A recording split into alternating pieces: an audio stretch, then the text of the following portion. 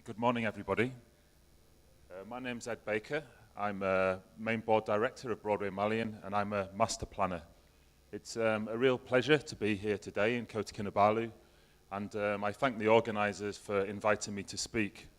I'm happy to be here. I must say my flight when I landed last night was a rough one, and the plane came in, went up again, and went round and came down again. So when I say I'm happy to be here, I mean I'm happy to be here in the broader sense, but I fly a lot in stormy weather in Malaysia, so I'm used to it, so I'm exaggerating. So this morning I'm going to be talking about creating places, the elements of urban design. So we had a very good first presentation, which was talking about hospitality, the stories, some of the smaller elements, and I'm going to focus on some of the larger scale elements, which is the work that I do. I'm going to give a very brief sort of introduction, talk about the elements that make a place, talk about some case studies, and I've chosen some of our work, and I'll talk you through those in the process, and then there'll be some time for some questions at the end. You've already had a bit of information about me. I have quite an eclectic background and academically, and I've worked quite globally in quite a few places.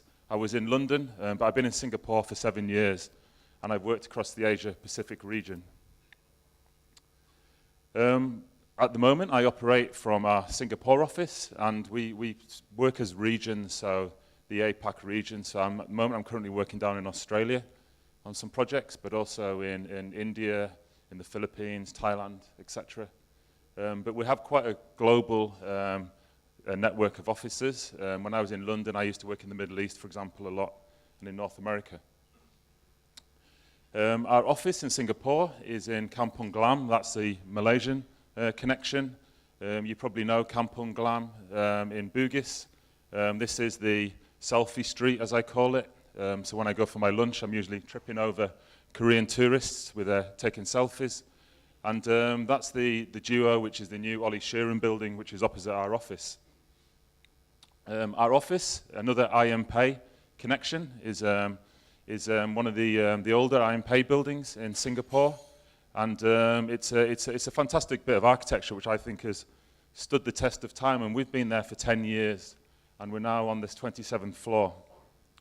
So this year we had a birthday party, and we invited our clients and colleagues from different places, and we had the lion dance, which will hopefully bring us fame and fortune for the next few years, although I must say it's a little bit slow at the moment, so hopefully it'll pick up. But you can see me in the middle there, the tall guy, and my other two fellow directors. So Ian is a pure architect, and John is graphics and branding. And I mention that because actually the work I'm presenting is very much an integrated approach to design and a collaboration between the different skills, which I think is very important in creating places.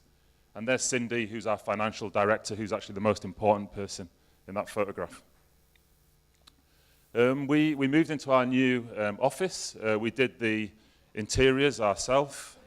John, the graphic designer, and his interiors team designed it. And you can see along the floor there the super graphics with master planning, and that's where my team sits in the office. You can see creating places together, and that's our company statement, and that's what we do. And then you can see the sort of range of different places that we work, not just our offices, but the range of different places in the region, which includes Sabah on the list there. So what does a master planner urban designer do? Well, like Dan, I really enjoy drawing by hand. We obviously use a lot of technology these days, but I like nothing better than drawing big plans. So I've got a very big desk for drawing these big plans, so very large-scale projects. And I think this is sort of a definition, so people quite often ask, what does a master planner do? But it's setting out a vision for an area undergoing change and a strategy for implementing that vision. So it's long-term strategies, large-scale projects. And I think the key thing is actually a master planner isn't about drawing a big plan and telling somebody, that's it, that's the final solution. It's usually about working as teams. It's about leading multidisciplinary teams. It's working with the engineers, It's working with the clients, it's working with the government, it's working with the public and the consultation. So it's not just about top-down planning, giving a plan and saying that's it.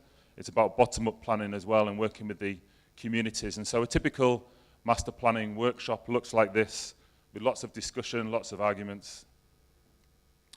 We work at a range of scales, and I think it's very important to think in terms of scale. So sometimes we're doing some very large-scale regional planning work. So in Africa, for example, at the moment, we're doing a long-term strategic plan for the capital of Angola, which is Luanda. We do a lot of district, new town planning. So I've done a lot of work, for example, in Johor Bahru. I've worked on the Medini project, which you might know, in Johor Bahru. But we also do a lot of what I call neighborhood block-level plans, which actually is most of the work I'm going to talk about today, I'm going to focus on. But then down to the building level, the park level, the plot.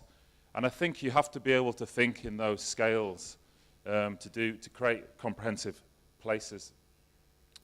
So this year we decided we were going to revisit our website, but also our corporate identity. And as a company, we got together and discussed what do we really enjoy doing. And primarily, although we're architects, we're planners, but we really enjoy creating places. And that's our company ethos. And that includes the architecture, the landscape architecture, the urban design, the interior design. So I would like to talk about creating places and how do we create places. So I'm going to begin by talking about Gap clothing, and with a quote from one of my favorite authors, Douglas Coupland. So this is a quote about Gap clothing, and it's a little bit of an old quote now. It's about 20 years old, where he talks about, with all these Gap stores opening around the world, the Gap clothing allows you to look like you're from nowhere and anywhere. And I think that actually, as planners and architects, this is quite a profound statement. So when we're looking at creating communities, creating buildings and architecture, I've revised that quote, a place that allows you to feel like you're nowhere and anywhere. And this is what we don't want to do. So we're working in different places, but we've always got to think of the place and how do we create something that is unique and special to that particular location. So I don't know whether you recognize that city in the background. It's one of the Chinese cities, Chongqing, which is probably the largest Chinese city. But how do we create places that are more unique and not just Gap-type places? So whether you're in America, Africa, Middle East, Malaysia, how do you bring some sort of unique? And we get asked that a lot by clients. Clients always ask us, what makes your project Middle Eastern? What makes your project Malaysian? And actually, it's quite a hard thing to answer, but I'm going to talk through some of those elements. So I've identified what I feel are the important elements, and so I'm speaking to a room of professionals, and you will know many of these things, but these are the things in my mind, and when we work on a project that we always run through, and these are the elements that contribute to creating those places, the open spaces, the flexibility in the design and future-proofing it, the connectivity, the movement, the mix of uses, the character. And I think I've added in there technology, because increasingly technology is having an influence on urban design and places, and we have to recognize that and understand it. So I'm going to begin and go through, give a very brief overview of these elements, talk a little bit more about them, and then I'm going to move on to some of our case studies. So character, how do we create a sense of place and a history, a place that reinforces locally distinctive patterns of development and landscape? It's all about the people and context.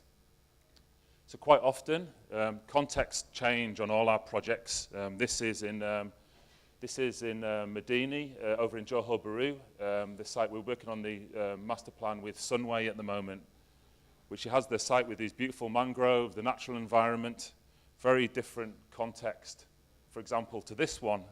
And this is when I visited a site with my colleague Ian in the Middle East. So we talk about context. But of course, the initial impression is there is no context, but there's a context of the local culture. There's a context of the climate, which is influencing our design. So everywhere has a context and a culture. There's also the historical context. So we've done a lot of work in London, and London's a very historic city. All places have a history. How do we respect and design to that? And of course, the people and the way that people are living in cities.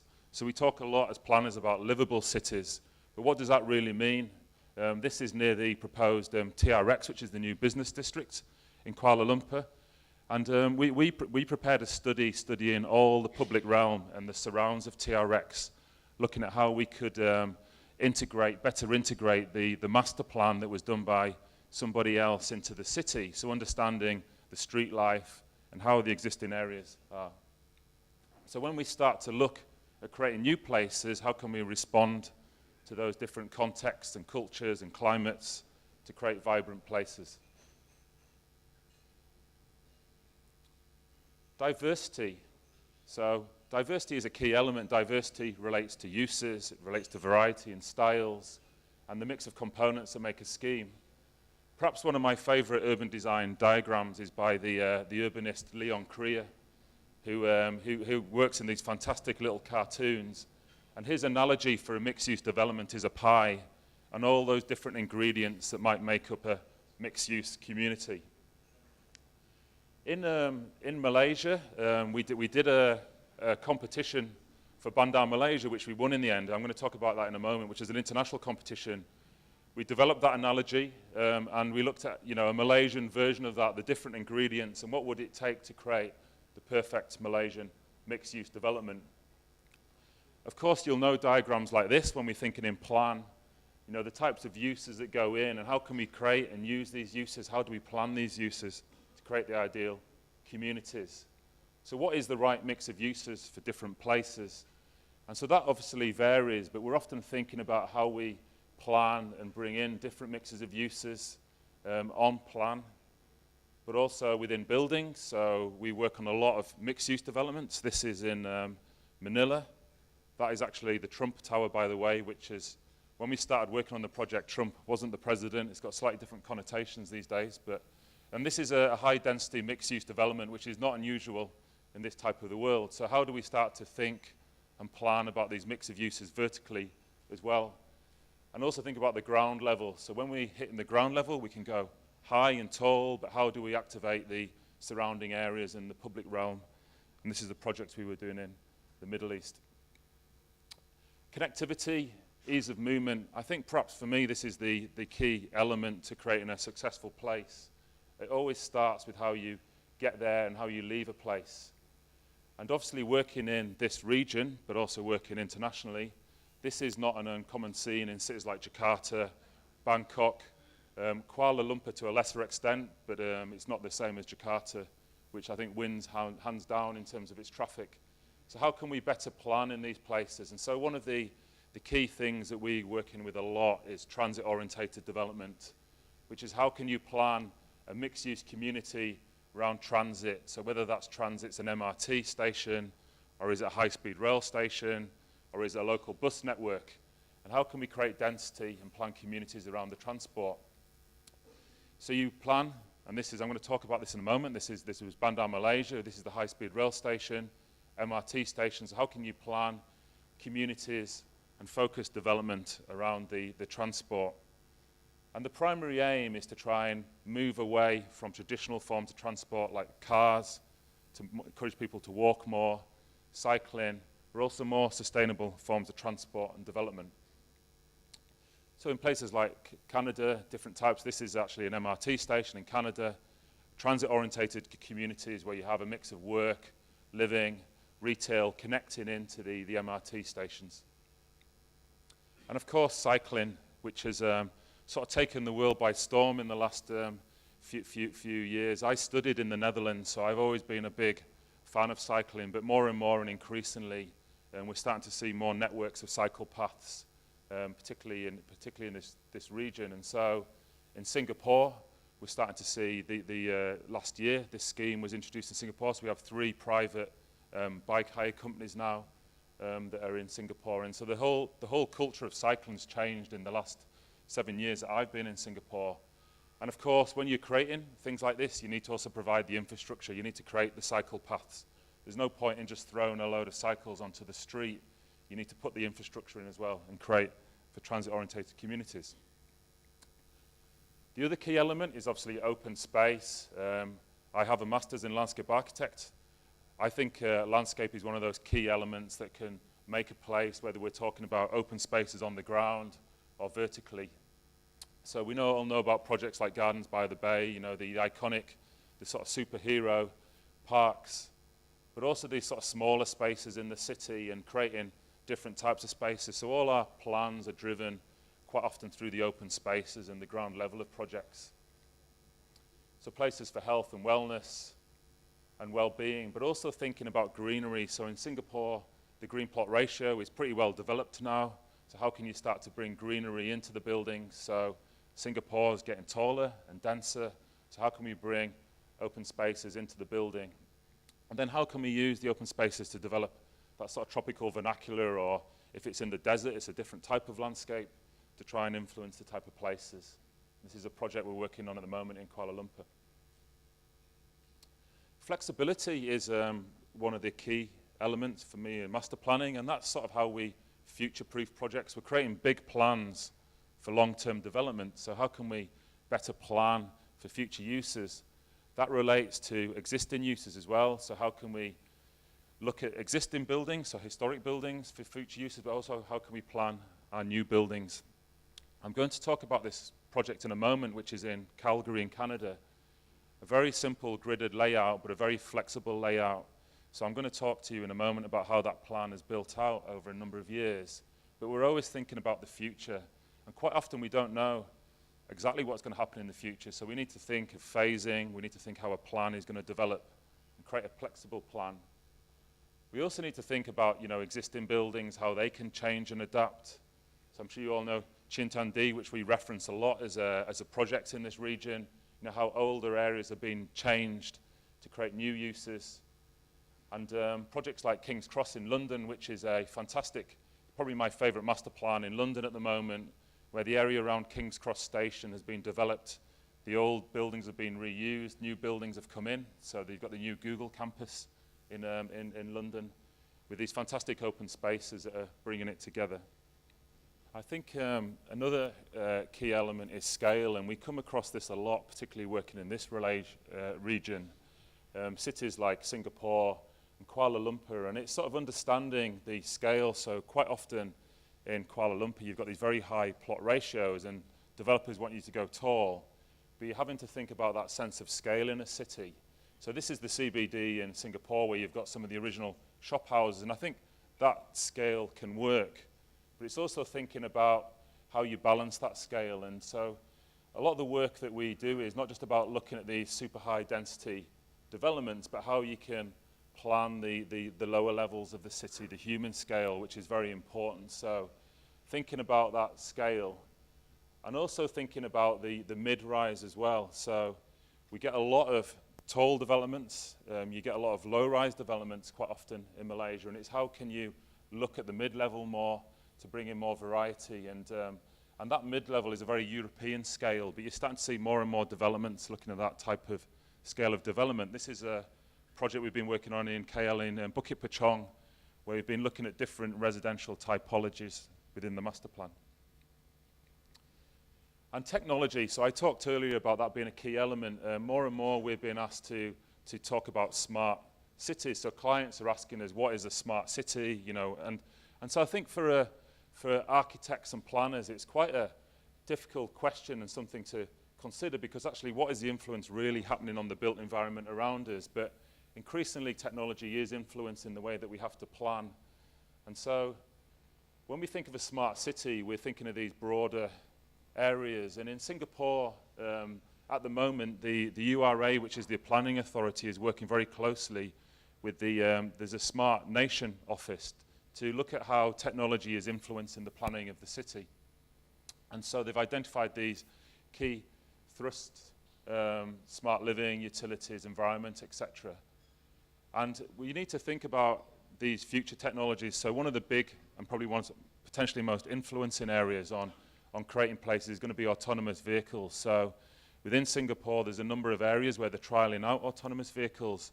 So what is the influence of that going to be on planning, how we plan our streets, potentially reducing our parking numbers down and creating more areas for open space and development?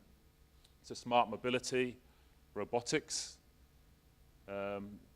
Healthcare, there's a massive influence of technology on healthcare. So we do quite a lot of healthcare, hospital-related work, which actually is rethinking the whole model of healthcare. Can you have more care in the home now, for example, which is reducing the need for hospital space? So that's influencing how we plan. But also thinking about how things like the apps and just how people are interacting with the city and space is happening. So one of the projects that we've been involved with is retrofitting smart ideas into some of the existing HDB estates in Singapore. So looking at the operations, but also looking at things like how to manage the irrigation, how to the public transport connectivity, the whole operations of the building. And just how people's lives are different. And as planners, we have to always think about the end users. And so I think when you're creating places, it's very important to think about technology. And that shift in planning, which is starting to see, there's more citizen engagement these days. People are having more of an opinion on their cities and how they're planned, which is changing our work quite dramatically. And so this is one of the projects that we were doing in London, which was a competition looking at how technology can change open spaces in the City of London. So this was looking at ideas for the, which is the main financial hub, and how we can actually enliven the open spaces more through technology, through applications. So it's the mixing of the physical design, the open space design, where it's creating more performance spaces, but also with different types of technology and applications, etc., related to the history or related to restaurants in the area or events. So I'm now going to move on and talk about some of the work that we've been doing. So they were the elements that I've identified, and now I'd like to talk through some projects where we've started to apply some of those ideas. So I'm going to start with a project in Singapore. This project is ongoing, it's under construction, and we did the master plan for this. For those of you who know Singapore, it's in Novena, around the existing Tan Tock Seng Hospital. And this is a very large piece of the city for Singapore. It's 16 hectares of land, which in city is sort of quite a rare thing to get such a large site. And so we're looking at sensitively planning around the existing hospital with a broader mixed-use plan. So this is the existing site. A typical Singaporean brief, it's relatively low rise at the moment, and how the density is going to increase. So increasing the density, how can you start to create places and more livable areas within, working within that change in scale? So the mix of uses is primarily medical, healthcare uses, but it includes research, it's got a university building, and it's also got community buildings in there connected into the transit. So the client brief was to create a health city, and one of the big trends in healthcare at the moment is a move away from hospitals more towards hospitality and creating places of wellness. So this was a whole master plan that was driven through the idea of wellness, not just in the design of the buildings, but the design of the open spaces, and creating an environment which would make people feel better. So it's in the center of Singapore. There was 4 key drivers, so densifying the site, expanding the existing hospital, looking at a broader mix of uses, and connecting into the MRT station. So there was it's a public-private development, so primarily driven through the government, but also looking at private partners to come in, including the university, and then looking at that broader mix of uses that would create this new healthcare, health city community.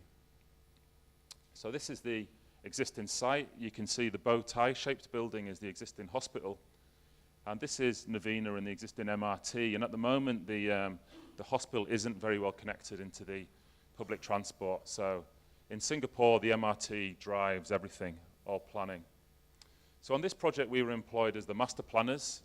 We were also employed as the landscape architects, and to develop the urban design guidelines. We worked with Sabana, who were the engineers on this project. So I mentioned earlier about the importance of the history. So in Singapore, it's not as old, the history, as it is in London, for example, but you have a lot of old buildings. And so there's been a move away from just demolishing these buildings, because these are things that can help you create more authentic places. So it's not just about the new buildings coming in, but thinking how can we integrate some of the older buildings as well into the site. So there's a mixture of existing buildings and buildings that are currently under design. And what I mean by that is actually this master plan has a number of architects working on it. So a lot of the work I do, I'm not the master planner, the master architect designing everything. I'm having to work with a number of different architects. And that can be a challenge, I must admit, at times. And on this project, there was different architects, so DP were involved, CPG. So as the master planners, we had to bring everybody together to discuss how to create this plan. And they were also at different stages of planning and designing their buildings. So this is an overall view of the development. You can see the existing hospital building, and you can see this is an ambulatory building here, the university, then a series of specialist medical, but also a community hospital. So what you're finding in Singapore, one of the impacts of technology is actually there's more of a focus on community healthcare and away from some of the core hospital buildings. So on a master plan, we always work in clusters. So moving away from just a land use plan to thinking about the identity and character. So even on a smaller scale master plan like this, we're starting to think about clusters. So the MRT cluster, the private healthcare clusters, different types of care clusters, a community cluster. And that's what we bring together into what we call the illustrated master plan. And you can see in this master plan the buildings, but also the open spaces that make that plan. So one of the key drivers of our project was to create a heart to it. So the existing hospital has very poor quality public realm and landscape. So how could we create a heart to the scheme? But also how could we connect the scheme into the MRT? And so the primary driver was the plan was to focus on the ground level and the public realm. And so how could we, through the public realm and improving the existing roads, strengthen the connectivity, creating a series of public spaces, also creating a new community park. So hospitals, tend to be very inward looking, but how could we connect this into the surrounding community? So there's existing residential areas around here. And so how could we link the hospitals into these areas? So some of these specialist uses, so how we balance. So what we tended to do was put the office uses against the residential and put some of the more, the hospital uses on the inside. And planning these gateways, so I talked earlier about variety and legibility and height. So this is a view looking, this is the community park at the front with some of the existing heritage buildings that we retained and turned into community uses. This is the main connecting spine that connects into the MRT.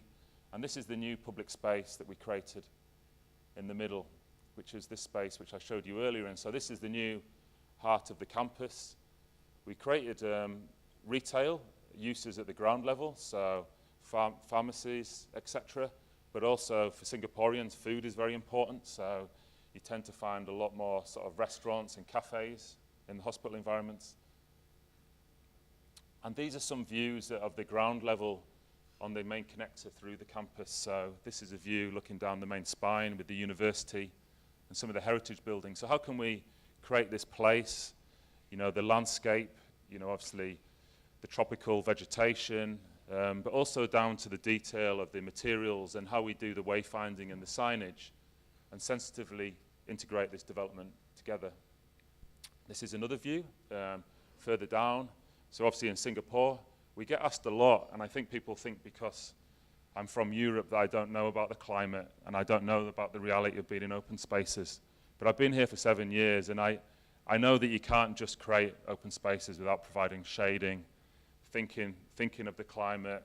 And so I think it's very important that you do provide some shade. You don't cover everything, but think about how these spaces are being used at different times of the day and different times of the year. So I'm just going to show now a short film. So I warn you in advance, it has very dramatic music on this film, and it was the client's request. So.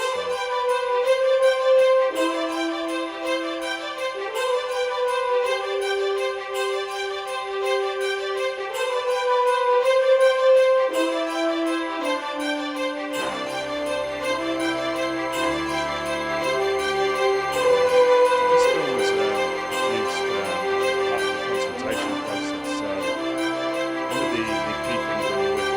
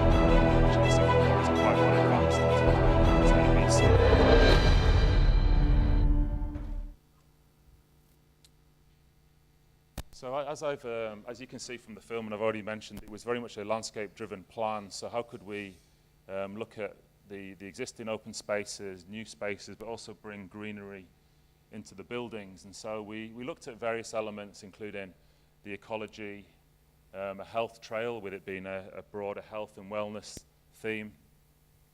The heritage trail, so how could we connect some of the historic parts of the hospital site? And this is the community park which you saw on the film, and the green spaces and the water. And looking at the urban ecology on the site, working with the landscape architect. I'm not going to talk about the healthcare planning, but needless to say that it was quite simplified healthcare planning when you're working in plan, but also each of the individual buildings had their own healthcare planning. But as I mentioned earlier, one of the key things was these bridge connections and how we could connect all the buildings together. So some of the buildings had one-level connectors, but there are two levels. But the main driver for the plan was to sort the public realm out at the ground level. And for all our planning, it's about how we can improve the ground level experience of the buildings. So complex sort of connections.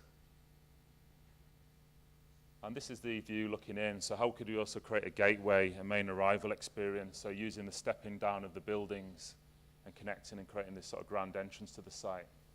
And so when we start talking about the place, I've talked about the broader elements, but also in setting guidelines for each of the future developments. So how can we look at bringing greenery? So we discussed with the architects what they felt was the design language for the whole project. So we don't want every building to look the same, but what would the common elements be that could bind the scheme together?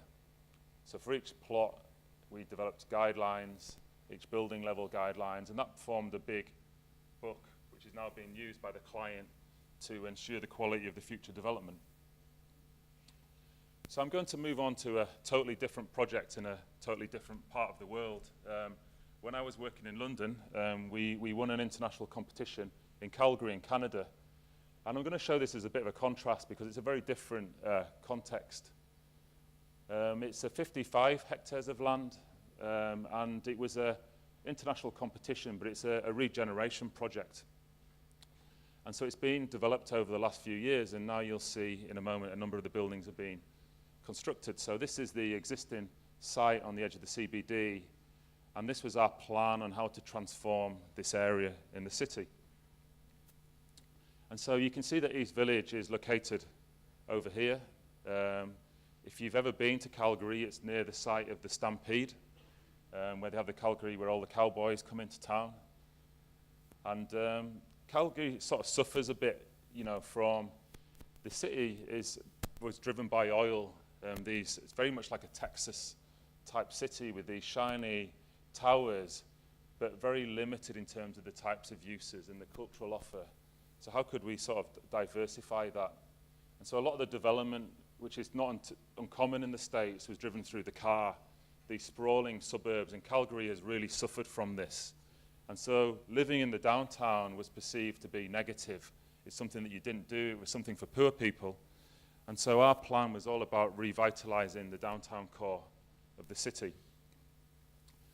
And so this is you can see the existing CBD, a lot of the oil and gas towers, and you can see the river. And so we came in, and coming from the UK, we were told that, you know, it was all a little bit miserable. The site has a certain social stigma attached to it, which I'll talk about in a moment, but we saw real opportunity in the riverfront. What you can't see here is the beautiful backdrop of the Rocky Mountains to the city. So there's so much opportunity for this site. At the moment, or when we started working, it was car parks, unloved, isolated social facilities, some senior homes, but no one really wanted to live here, which is amazing, really, on the edge of this big city. It had no-go areas, and so there was a very big drug drop-in center. So real sort of social issues and problems. So we came in, and we started to look at the city, and we saw some opportunity. We felt there's lots of very interesting old buildings in the area, which were unloved. There's, for example, a fantastic live music venue, a blues venue. And so how could we start to look at some of these things and use them as clues for the planning? So the city implemented, prior to us coming on board, this community revitalization plan, and they looked at bringing in this, what they called the CRL, which was a way of like funding infrastructure through future taxation on the site. So they created a development corporation, which was our client, CMLC. So they had this plan when we came on board, and then they launched a competition. So we came in as one of 5 consultants, and we started looking at this site, and we thought, wow, such fantastic potential, the river, which is unloved, the edge of the CBD. So one of the ways that we did is we thought about how can we create this new identity for the site. So we heard from the client that they wanted to diversify the economy in the city, create more cultural places, more interesting living places. So we produced this presentation and book called IME's Village, and I think it goes back to where I started my presentation, talking about people want to live somewhere, not just anywhere. So how could we create something new and unique for the city that they don't have in Calgary, and use that to drive the whole plan? So we developed these initial ideas. So how could you tap in to the oil, but move away and look at new knowledge-based industries, so technology industries, etc., and try and diversify the economy and use this as a driver for the site. And so we had this whole strategy of consultation and developing a collage of ideas for how East Village could be transformed. So it always starts with a sketch plan like this. So this is the 55-hectare site, and looking at the urban blocks. And so one of the key drivers, and this was the competition-winning plan, was how to connect the town hall and the city with the river. So how to connect the river, these open spaces, and use that to drive the whole plan. And so this diagonal was identified, and we developed that. This was a competition model, and creating a heart to the scheme. So this new center point, this new cultural venue, what you will notice is actually the scale is very mid-rise, so very European, not North American in typology.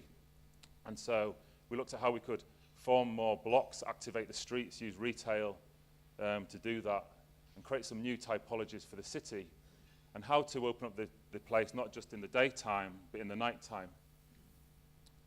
And so one of the other key things is designing to the climate. In Calgary, it's very hot in summer and very, very cold in winter. So the shadow studies, the wind studies are very important, and these shape your streets and orientation. And so this is the Vortex, which was the new social center that we proposed in the middle, which was a mixed use, retail, cultural. And that became the heart of the scheme. But we also looked at different residential typologies, so different types, different models of residential, and how we could create an active place, activate the streets, and bring some vibrancy to this unloved part of town. So working with the client, they'd also identify the types of people that they would like to be living there, what they called the urban pioneers. So the graduates, young 40s, different types of people that they felt should be living within this part of the town. And that's very important when you're planning. I've talked about the importance of workshops, so lots of stakeholder workshops and consultation in London, in Canada, and this formed our refined plan, where you can see the diagonal, the heart of the scheme, and then connecting and regenerating and opening up the waterfront. So one of the key things is we challenged the existing bylaws in the city in terms of how to plan the streets. So prior to this, it was very much driven by single towers. So we looked at how we could create more of a perimeter block typology, which is now being adopted by the local government. So how to use the riverside to drive value, for the residential, for hospitality, and create this new typology. So in 1 year, we got planning permission for this project, set the guidelines, and that has been informing the development as it goes forward. So we produced guidelines like this, like we did for Health City Novena, for each of the plots, talking about the qualities. And then the project has moved on. So since then, things that started happening, they invested in the public realm, and the infrastructure is one of the first moves. So this is the riverfront that has been opened up, so stepping down to access the river. They started looking at some of the existing older buildings, and so looking at new uses in the buildings, so cafes, restaurants, starting to promote events, so they had a whole activation strategy for the project. This is the combined energy center, so looking at sustainability, which was how to power the whole project. And then there was a whole other series of projects, which this was a bridge connector project, so improving the public realm in the area. And then some quite big moves. So a new National Music Centre was announced within the project. So that's currently under design and construction. And what you can see here is retaining some of the older buildings and mixing it with new architecture. And slowly but surely, you've started to see the developers come in. So those new typologies that we talked about, the planning level, different developers have come in, different architects have come into the project. And so other projects like the bridge connection, so on our plan we'd identified the opportunity for connecting with the island and the river. And the experience centre, so as part of the project they created a sales gallery and experience centre, which also became a community centre. And so the developments continued, so the riverside, the improved public realm, the conversion of the buildings, and suddenly you're starting to see these new buildings and architecture. So the active frontages that we've identified at the planning level have started to be realized by the different architects. And so you can see these range of typologies. So you'll have noticed on the plan and the early sketches some of the step typologies and the public realm. And so the old buildings, like this is the old Simmons building, what they did was they identified the 3 top food operators in the city and invited them into the building. So it's been incredibly successful. So it's now become the main premier, it's considered now the best dining destination in the city. So, which is amazing for a site which was totally unloved. And of course, public art and public realm. And so this is one of the things that has been used to change the perception of the area. So a whole public realm strategy which changes some of its more permanent installations, which is all part of the planning. A new library, which has been planned, which is under construction. And then the public realm and the big parks, the river parks that we'd opened up and connected with the bridges have now been changed. And so you start to see in this bit of the city be used, the cycle paths, the community coming together and enjoying this new community which we'd envisaged on the plan. And so new bridges, cycleways, people arriving and starting to live there, sort of mixed-use development. So the whole area has just totally changed in a relatively short space of time. Hilton have come in, so there's a new Hilton hotel. And this is a new community and civic building, which is on the river, which is under development at the moment. So this sort of amazing transformation. So master plans don't happen overnight, they slowly come together, and eventually you have your community. And I started by talking about the dropping centre. So the last major move is it now has a new dropping centre, which is the largest in Canada. And so this is now functioning, but it's been integrated back into the city and into the community. So the social benefits as well. And so when you're planning these new communities and places, you know, how do you look at the social conditions, the environmental, to create these new places? And so it's been an amazing transformation for an unlived bit of the city. I think I'm running out of time. I've got about 15 minutes, so I'll move a bit quicker. But Chibis is the first project I worked on when I moved to Singapore. It's a business park in Jakarta. It's very different to the Calgary project. And it's a business community, so essentially it's office, a hotel, and retail. And it's an existing industrial park, so our brief was to develop a new plan for this site, which is about 14 hectares of land, and transform the existing industrial park into a world-class business community. And the key thing, what the client's brief for us was that he wanted it to be both Indonesian and international and create a community. So he wanted more of a village feel. He didn't want an anonymous business park on the edge of the city. It's in the south of Jakarta. So we often work a lot with the clients on workshops. There's always lots of different options, but working with the client to develop the plan. One of the other key ideas which drove the plan was the alun-alun, or perhaps the Padang as you call it in Malaysia, but creating a center point for this new community. So this new space was the focus of the design. And so the initial sketches where we start to identify the layout of the site.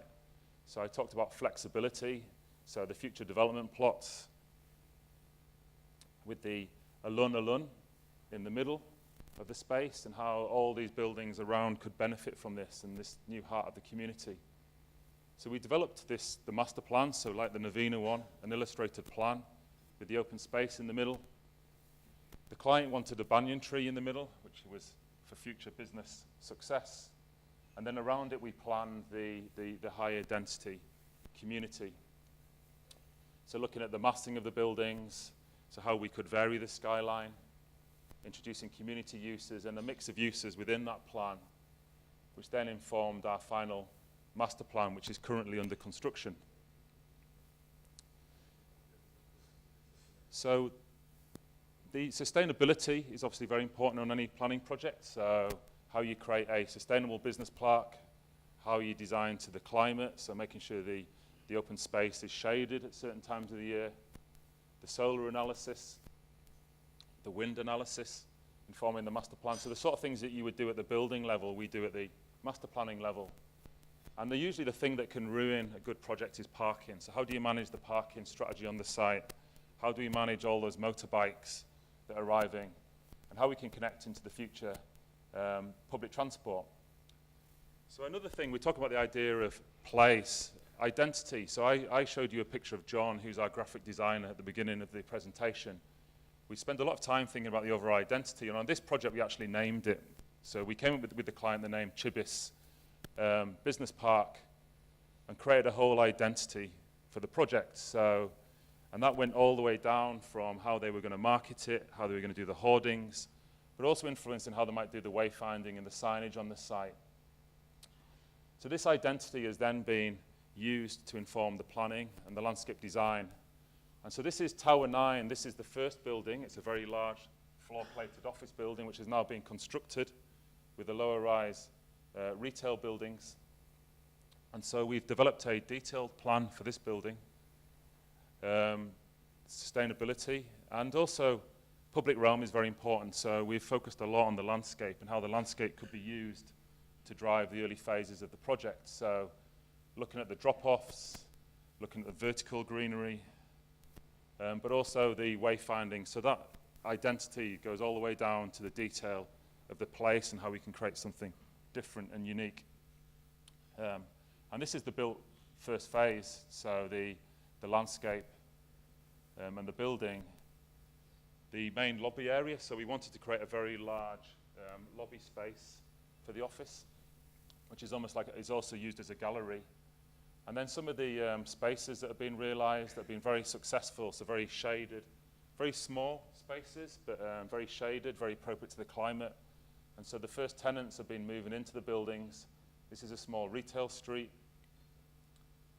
So creating the place at that level, and you can start to see that the identity that we'd brought in has started to come into the public realm and the landscape as well. And so all the wayfinding that we designed as part of the master plan and guidelines has now come into the detailed design. And so this kiosk building is actually an access point to the car park below. And so on all these projects, I enjoy the stories of how they come together as much as the early process. And so this is the glass blowers of Bali. So a lot of the artwork for the project was the client. We went on visits with the client to visit different artists. And so these are the glass blowers, and they developed the artwork, which is the main drop-off when you come into the project at the moment. So when you come in, you've got this very colourful arrival and the water features that signify the entrance to the business park. And this week, the client sent me a little film of the project, but I think I'm running out of time, so I might not show that. And I think you probably might want to hear about this before I go, because it's in Malaysia. I think you all probably know this site. We won an international competition to develop the master plan for this. It was a big competition. And so we were involved for 3 years developing the land use plan that now informs. So you probably know that the site has a real history to it. The site hasn't been sold yet. There was a deal done that fell through. But essentially, our plan is being used to inform the bidding at the moment. So one of the key things about this project is it's a fantastic site right in the center of Kuala Lumpur. 200 hectares of land. And for an urban designer and master planner, this is a sort of a dream site. But the most significant thing is that actually it will have the high-speed rail station for Kuala Lumpur on it. And I think for Malaysians and for me living in Singapore, I think this is going to be, these big infrastructure projects are going to be driving the geography and the planning of Malaysia. And so you'll start to see these stations on this line and how they will develop. So in Singapore, they've been planning at Jurong, the high-speed rail station. In Kuala Lumpur, they've got Bandar Malaysia. So our work on Bandar Malaysia was understanding where it sits in the city. The brief for the competition and from the client was how to try and solve some of the problems. So I talked about Jakarta and the traffic, but how can you start to encourage people away from their cars? Malaysians love cars, I know they love cars, but can you start to do things that might encourage a move away? So with everything, there's a big idea, and so how could we create this new community and set the tone for future planning in Malaysia? And so there was a vision as a catalyst to transform KL, the mission, which was the national policies and the economic drivers, and this overall vision for the project, which was a global business hub, a focus on knowledge and creative industries, transit-orientated development, tourism. Obviously, the high-speed rail is going to bring people in to KL. It's your new gateway. And how could we create this new community with the high-speed rail at the center? So the high-speed rail is a fantastic catalyst for a new community, and what are the best uses that can go around that? So at the competition stage, we focused quite a lot on the creative industries, so looking at trying to improve the creative industries and the knowledge-based industries in KL and Malaysia. But obviously the key driver was how to connect. So you arrive by high-speed rail, but how does it connect into the existing city network? The MRT lines, the BRT lines, the proposed cycle tracks. So how do you bring all these things together to create a transit-orientated development? So all those different modes of transport that could drive your development. It's obviously a site with a history, like all the projects I've talked about. Very significant history. It's where the plane landed when independence happened. And we developed a plan, so this has changed and evolved, but essentially the focus of the plan was a big new city park in the middle, which was the brief. And then how could we integrate the station within the plan and use that as a driver for this new community? So in master planning, we always talk about the layers, the connectivity, the open spaces, and then how do we bring all these things together? So this is a three-dimensional view of the site, keeping the topography, which we thought was very important, connecting into the rail lines, the high-speed rail being the king, the future MRT lines, and then planning around those, so planning our development around it, and we benchmarked the project against projects in Japan, future projects in China, in Europe, where the trains are being used to drive these new communities. And so these different districts planned around the spaces to create the complete master plan. And so then all the different forms of transport coming together, the public transport, the cycling. And then I talked about technology. So we worked with the engineers to do a smart strategy for the site, which could be inform the future planning and guidance. And we always work in districts. On very big projects, we break them down into character districts. So the Gateway District is the high-speed rail district. And as my time's about to run out, I'm going to flick through very quickly some of the key things. This is the park with the high-speed rail station in the background and the high-density transit-orientated development. It has a very high plot ratio, which you would want to maximize the opportunity of the station. The section through the station, so when you've got a high-speed rail station, you need to put in your customs, you need to, how do you integrate your different forms of transport, your drop-offs, you need to plan it like an airport. So this isn't an architectural solution, this is a master planning solution, because we had to look at the station in a certain level of detail to make sure that the plan was working. So this is the arrival gateway looking into the park, but also down to the street lines. So we developed guidelines for how to look at all the streets, how to create shaded streets, how to integrate all the different forms of transport together to inform the project. So the innovation district, so looking at knowledge-based industries, creativity and culture, so the potential for new, a bit like the project in Calgary, you know, what new cultural buildings could come into the project as catalysts, and using those to drive the design. And so one of the stars of the show was the new public park for KL in the middle. And I think it sort of finishes almost on this point, is that, you know, you can create all these schemes. We talked about place and, you know, understanding Malaysian culture, how people are going to be using this space, all the different activities, how people are going to be using it in the future. And so we worked a lot with the different stakeholders on this project. But at the very beginning, when we did the competition, I was asked the question by someone on the panel is, what makes your project Malaysian? And like I say, it's quite a complex thing to answer, but I think it's all the combination of all the factors I talked about that would make it Malaysian, whether it's to do with the movement or the people or the landscape, and how that informs your design. So the bell's up. I will finish on this. I started with this slide talking about the elements that would make a place, and that's where I will finish. Thank you.